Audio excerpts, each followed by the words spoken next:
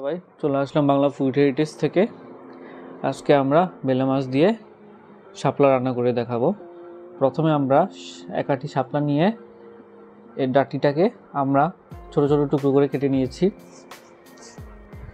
এটা আমরা পরবর্তীতে ব্যবহার করব। আমরা কিছু বেলে মাছও নিয়ে নিলাম।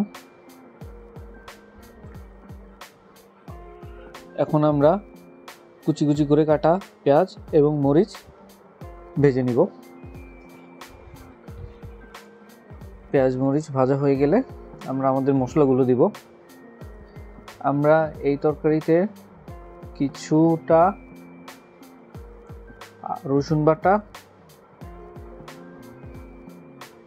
জিরা গুঁড়া, হলুদ গুঁড়া, আধা চামচ লবণ এবং আধা চা চামচ পরিমাণ মরিচের গুঁড়া দিব। এখন আমরা ভালো মতো নেড়ে চেড়ে নিব।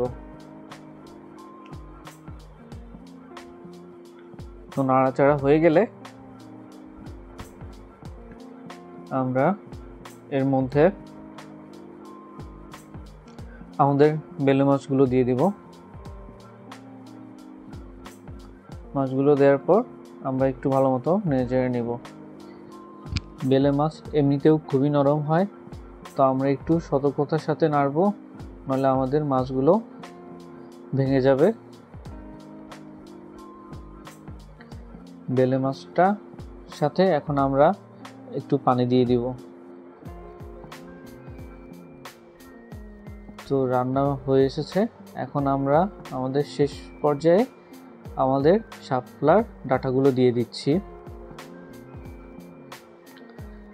শাপলার ডাঁটাগুলো দেওয়ার পর আমরা এখন এগুলোকেও ভালো মতো নেড়ে চেড়ে নেব। শাপলার ডাঁটি হয়ে গেলে আমরা এর মধ্যে